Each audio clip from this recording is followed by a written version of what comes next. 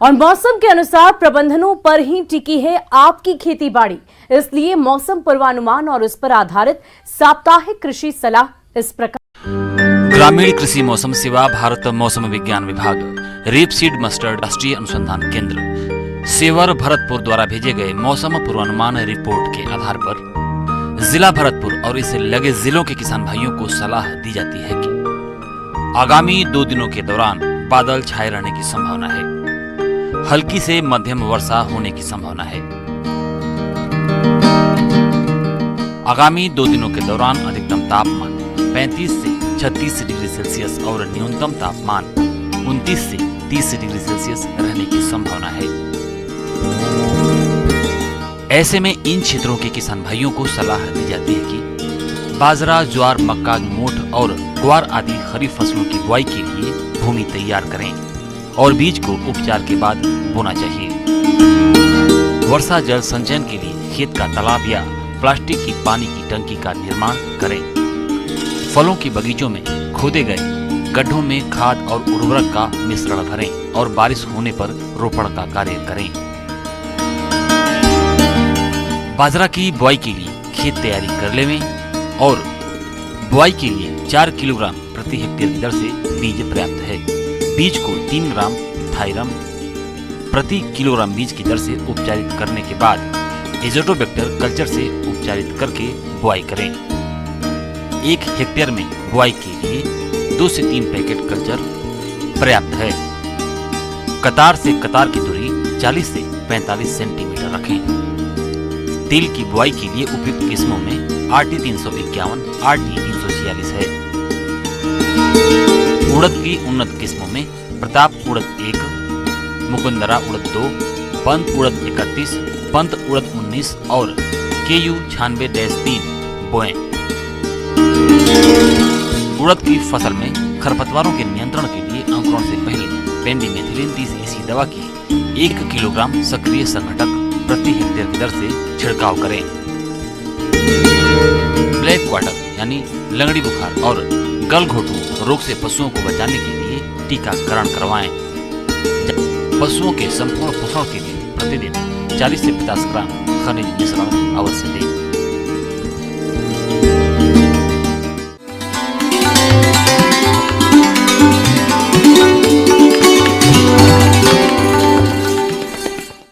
अन्नदाता हेल्पलाइन निशुल्क फोन संपर्क सेवा के माध्यम से आपके द्वारा पूछे गए प्रश्नों में से 1 या 2 महत्वपूर्ण प्रश्न को हम अपने कार्यक्रम में शामिल करते हैं और इसी के तहत आज किसान का सवाल और उसका जवाब कुछ इस प्रकार है। अन्नदाता निशुल्क फोन संपर्क सेवा के माध्यम से पूछे गए प्रश्नों में से आज हमने जिस प्रश्न को कार्यक्रम में शामिल किया है उसे पूछा है ग्राम संगरिया, जिला हनुमानगढ़ के कृषक राजवीर सिंह ने। ये मूंगफली की उन्नत किस्में और बुवाई तकनीक के बारे में जानकारी चाहते हैं। तो राजीव सिंह जी, आपकी जानकारी के लिए प्रस्तुत है कार्यक्रम का ये अंश। हमारे देश के किसान बेशुमार फसलों का उत्पादन करते हैं और जब बात तिलहन फसलों की आती है तो हमारे किसान भाइयों की आतुरता चरम पर पहुंच जाती है। तिलहन फसलों में बात करें मूंगफली की तो ये देश के कई राज्यों में इसका उत्पादन खरीफ और जायद के मौसम में की जाती है। मूंगफली के दानों का उपयोग अधिक मात्रा में तेल निकालने के लिए किया जाता है। इसके बाद इसे खाने में इस्तेमाल किया जाता है। मूंगफली में प्रोटीन की मात्रा 26% पाई जाती है, जिस हिसाब से इसकी तुलना प्रोटीन के मामले में दूध, अंडा और मांस जैसे उच्च प्रोटीन वाली चीजों से की जाती है। मूंगफली के दानों का इस्तेमाल अनेक प्रकार की चीजों को बनाने में भी किया जाता है, जिससे इसकी बाजार मांग हमेशा रहती है। इसकी खेती करने वाले किसानों को अच्छा मुनाफा होता है। खेत का चयन।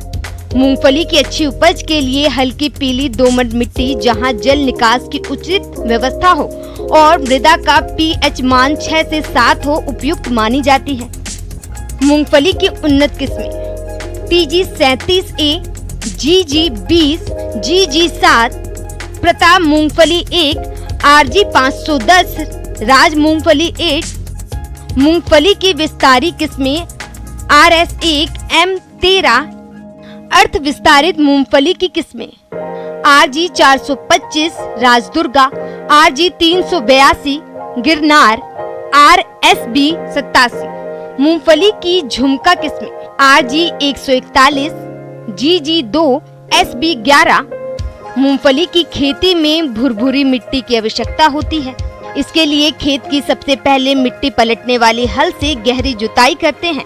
इसके बाद खेत में 15 गाड़ी पुराने गोबर की खाद को डालकर मिट्टी में अच्छे से मिला दिया जाता है। इसके बाद 2 बार कल्टीवेटर या रोटावेटर लगाकर खेत की अच्छी तरह से जुताई करते हैं। इसके बाद खेत में पाटा लगाकर भूमि को समतल कर दिया जाता है। उर्वरक की मात्रा।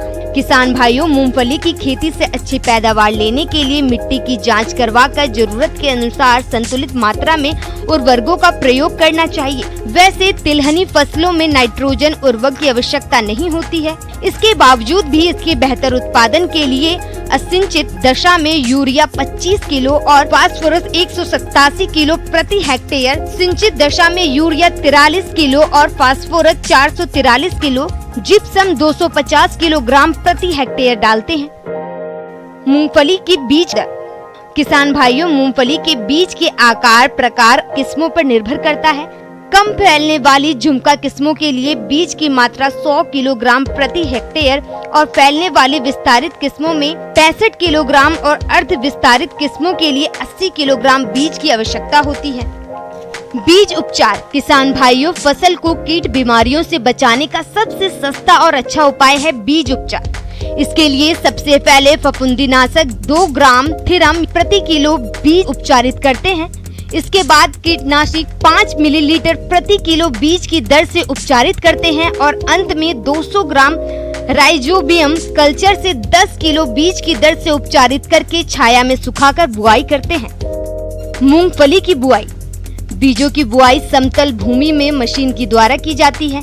विस्तारित और अर्ध विस्तारित किस्मों के लिए पंक्तियां से पंक्तियां की दूरी 40 से 60 सेंटीमीटर, पौधे से पौधे की दूरी 15 सेंटीमीटर, बीज की गहराई 4 सेंटीमीटर पर करते हैं। झुमका किस्मों की बुआई। पंक्ति से पंक्ति की दूरी 30 से 45 सेंटीमीटर, पौधे से पौधे की दूरी 15 सेंटीमीटर, बीज की गहराई 4 सेंटीमीटर पर करते हैं।